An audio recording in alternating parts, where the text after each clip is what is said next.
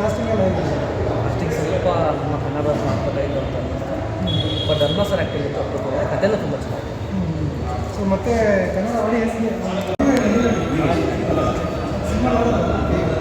ಹೇಗಿತ್ತು ಪಾಪ ಯಜಮಾನ್ ಕರ್ಕೊಂಡು ಬಂದಿರೋ ಅವರ ಇಷ್ಟಪಟ್ಟ ಅವರು ಕೊಟ್ಟಿರೋ ಸಸ್ಪೆನ್ಸು ಮತ್ತು ಅಲ್ಲಲ್ಲ ಮೂವಿ ತುಂಬ ಇಷ್ಟ ಆಯಿತು. ಒಳ್ಳೆ ಮೆಸೇಜ್ ಕೊಟ್ಟಿದ್ರು ಮೂವಿಯಲ್ಲಿ. ಚೆನ್ನಾಗಿ ಮಾಡಿದ್ದಾರೆ. ಒಳ್ಳೆ ಆ್ಯಕ್ಟಿಂಗ್ ಇದೆ, ಚೆನ್ನಾಗಿದೆ ಮೂವಿ. ನೀವು ಎಲ್ಲ ಬಂದು ನೋಡಿ ಅಂತ ಸಸ್ಪೆನ್ಸ್ ಎಲ್ಲ ಅಂತ ಹೇಳಿದ್ರಲ್ಲ ನಿಮಗೆ ತುಂಬ ಚೆನ್ನಾಗಿದೆ. ಫ್ಯಾಮಿಲಿ ಎಂಟರ್ಟೈನ್ಮೆಂಟ್ ಥರ ಇದೆ. ಸೊ ಪರ್ಫಾರ್ಮೆನ್ಸು ಧರ್ಮಕೀರ್ತಿರೋ ಸರ್ದೆಲ್ಲ ತುಂಬ ಚೆನ್ನಾಗಿ ಮಾಡಿದ್ದಾರೆ. ಧರ್ಮಸ್ಥಳ ಚಂದ್ರಾಣಿ ಬೇರೆ ಆರ್ಟಿಸ್ಟ್ ತುಂಬ ಚೆನ್ನಾಗಿ ಮಾಡಿದ್ದಾರೆ. ಸ್ಟೋರಿ ಚೆನ್ನಾಗಿದೆ. ಥ್ರಿಲ್ಲರ್ ಸ್ಟೋರಿ, ಕ್ರೈಮು, ಸಸ್ಪೆನ್ಸ್ ಕೆಳಗಡೆ ಹೋಗೋಣ. ತುಂಬ ಚೆನ್ನಾಗಿದೆ, ನೋಡ್ಬೋದು. ನಿಮ್ಗೆ ಏನು ಇಷ್ಟ ಆಗಿದೆ? ನಮಗೆ ಮ್ಯೂಸಿಕ್ ಇಷ್ಟ ಆಯಿತು, ಆ್ಯಕ್ಟರ್ಸ್ ಏನು ಇಷ್ಟ ಆಯಿತು? ತುಂಬ ಸೊ ಕ್ಯೂರಿಯಾಸಿಟಿ ಲಾಸ್ಟಲ್ಲಿ ಚೆನ್ನಾಗಿದೆ ಅಂತ ಹೇಳಿದ್ರು. ಥ್ರಿಲ್ಲರ್ ಮೂವಿ ಅಲ್ವಾ? ಹೇಳಿ ಸರ್, ಇನ್ನೂ ಸರಿ ಇದೆ ಸರ್. ಕ್ಯೂರಿಯಾಸಿಟಿ ಇರೋದ್ರಿಂದ ಲಾಸ್ಟ್ವರೆಗೂ ಕೂತಿದ್ದಾರೆ ಜನ. ಇಲ್ಲಾಂದರೆ ಜಲ್ದಿನೇ ನೋಡ್ಬೋದು. ಚೆನ್ನಾಗಿದೆ, ಕ್ಲೈಮ್ಯಾಕ್ಸ್ ಹೇಗಿತ್ತು? ಚೆನ್ನಾಗಿತ್ತು.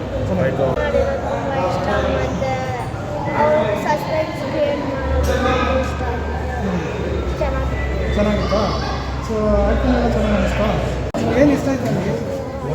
ಚೆನ್ನಾಗಿ ಮಾಡಿದ್ದಾರೆ. ದೇವಸ್ಥಾನ ಮಾಡಿದ್ದಾರಾ?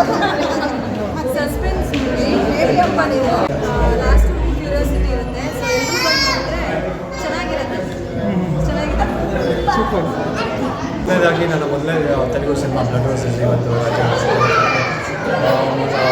ನಮ್ಮ ಪ್ರೊಡ್ಯೂಸರು ಹರೀಶ್ ಸರ್ ಹಾಗೂ ನಮ್ಮ executive producer Manikumar sir, producer Yellappa sir and director MGR, ಪ್ರತಿಯೊಬ್ಬರಿಗೂ ನಾನು ಥ್ಯಾಂಕ್ಸ್ ಹೇಳೋಕ್ಕೆ ಇಷ್ಟಪಡ್ತೀನಿ. ಯಾಕಂದರೆ ಕನ್ನಡ ಸಿನಿಮಾ ಮಾಡುವಾಗ ಎಲ್ಲೋ ಒಂದು ಕಡೆ ನನ್ನ ಕರೆಸಿ ಹೈದರಾಬಾದಲ್ಲಿ ಒಂದು ಅವಕಾಶ ಕೊಟ್ಟು ತೆಲುಗು ಸಿನಿಮಾ ಮಾಡಿ ಒಂದು ಅವಕಾಶ ಕೊಟ್ಟು ಥ್ಯಾಂಕ್ಸ್ ಹೇಳೋಕ್ಕೆ ಇಷ್ಟಪಡ್ತೀನಿ.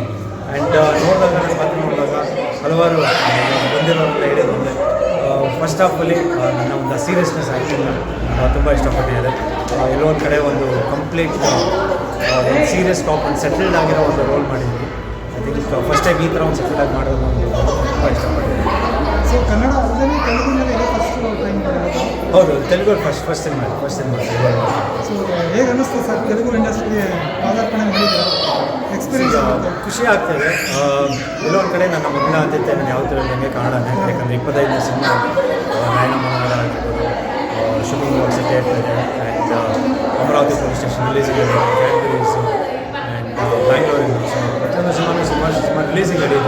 ಸೊ ಎಲ್ಲೊಂದು ಕಡೆ ಒಂದು ತೆಲುಗು ಸಿನಿಮಾ ಮಾಡಿದಾಗ ಒಂದು ಅವಕಾಶ ಬಂದಾಗ ಬಿಡೋದು ಬೇಡ, ಒಂದು ಟ್ರೈ ಮಾಡೋಣ ಅಂತ. ಸೊ ಅದು ಜನ ರಿಸೀವ್ ಮಾಡಿದ್ದು ನನಗೆ ಹೋದಾಗ ತುಂಬ ಖುಷಿ ಆಯಿತು. ಆ್ಯಂಡ್ ಸಿನಿಮಾ ನೋಡಾದ್ಮೇಲೆ ಹಲವಾರು ಮಂದಿ ಬಂದು ನನಗೆ ಹೇಳಿದ್ದು ಚೆನ್ನಾಗಿ ಮಾಡಿರೋ ಒಂದು ಮೊದಲನೇ ತೆಲುಗು ಸಿನಿಮಾ ಚೆನ್ನಾಗಿ ಪರ್ಫಾರ್ಮ್ ಮಾಡಿದ್ದಾರೆ. ಸೊ ಅದೇ ಒಂಥರ ಖುಷಿ ಆಯಿತು. बहुत अच्छा। आप सभी को कैसा लगा हमारा? बहुत अच्छा था। तो हमको हिंदी ज़्यादा नहीं आता है, थोड़ा आता है, तेलुगु भी कम आता है। बोलिए आपका रोल कैसा था, शूट कैसा था, कितने दिन से कंप्लीट हो गया, सभी बोलिए। मेरा शूट बहुत अच्छा था, मैंने बहुत इंजॉय किया शूट पे। और जो मेरा कैरेक्टर था वो बहुत ही चैलेंजिंग था। मेरा लुक बहुत चेंज था, तो अभी मैं इस गेटअप पे देख रही हूँ। डिफरेंट लुक था मेरा, प्रेजेंट का कैरेक्टर। तो मुझे ऐसा लगता है कि आप सभी लोग हमारी मूवी देखना चाहिए ब्लड रोसेस। और डायरेक्टर को ऑल द बेस्ट, और जो हमारे प्रोड्यूसर है उनको भी ऑल द बेस्ट। वही सर ने भी एक्ट किया है इस मूवी में, उनका भी कैरेक्टर बहुत अच्छा था, उन्होंने बहुत अच्छा काम किया है। ನನ್ನ ಹೆಸರು ಮಣಿಕುಮಾರ್ ಅಂತ, ಕಲಾವಿದ. ಹಲವಾರು ವರ್ಷಗಳಿಂದ ನಾನು ಕನ್ನಡ ಚಿತ್ರರಂಗದಲ್ಲಿ ಬರಹಗಾರನಾಗಿ ಹಾಗೆ ಒಬ್ಬ ಗಾಯಕನಾಗಿ ಸಾಹಿತ್ಯ ಕ್ಷೇತ್ರದಲ್ಲೂ ಹಾಗೂ ಅಭಿನಯದಲ್ಲೂ ತೊಡಸ್ಕೊಂಡಿದ್ದೀನಿ. ಸುಮಾರು ವರ್ಷಗಳಿಂದ ನಾನು ಕನ್ನಡ ಚಿತ್ರದಲ್ಲಿ ಒಂದು 30 ಧಾರಾವಾಹಿ ಮಾಡಿದ್ದೀನಿ, ಒಂದು 20 ಚಲನಚಿತ್ರದಲ್ಲಿ ಅಭಿನಯಿಸಿದ್ದೀನಿ. ಮೊದಲನೇ ಬಾರಿ ನನಗೆ ತೆಲುಗು ಸಿನಿಮಾ ಅಂದರೆ ಬ್ಲಡ್ ರೋಸಸ್ ಮೂವಿನಲ್ಲಿ ಒಂದು ಅವಕಾಶ ಸಿಕ್ತು. ಹೇಗೆ ಕಾರ್ಯಕಾರಿ ನಿರ್ಮಾಪಕನಾಗಿ ಹಾಗೆ ಸಾಹಿತ್ಯ ಕ್ಷೇತ್ರದಲ್ಲೂ ಸಂಭಾಷಣೆ ಕ್ಷೇತ್ರದಲ್ಲೂ ತೊಡಸ್ಕೊಳ್ಳೋಂಥ ಒಂದು ಅವಕಾಶ, ಹಾಗೆ ಅಭಿನಯ ಮಾಡೋಂಥ ಒಂದು ಅವಕಾಶ ನನಗೆ ಸಿಕ್ತು. ಹೇಗೆ ಸಿಕ್ತು ಅಂದರೆ ನಮ್ಮ ನಿರ್ಮಾಪಕರು ಕೆ ಹರೀಶ್ ಅನ್ನೋರು ನನಗೆ ಬಾಲ್ಯದಿಂದಲೂ ಗೊತ್ತವರು. ಅವ್ರಿಗೆ ಒಂದು ಸಿನಿಮಾ ಒಂದು ಫ್ಯಾಷನ್ ಅಂತಾರಲ್ಲ ಆ ಥರ ಇತ್ತು. ಅಣ್ಣ ನಾನೊಂದು ಸಿನಿಮಾ ಮಾಡಬೇಕು ಹೇಗಾದರೂ ಅಂತ ಹೇಳಿದಾಗ ಖಂಡಿತ ಮಾಡೋಣ ಅಂದಾಗ ನನಗೊಂದು MGR ಅನ್ನೋ ನಿರ್ದೇಶಕರು ನನಗೆ ಭೇಟಿಯಾದರು.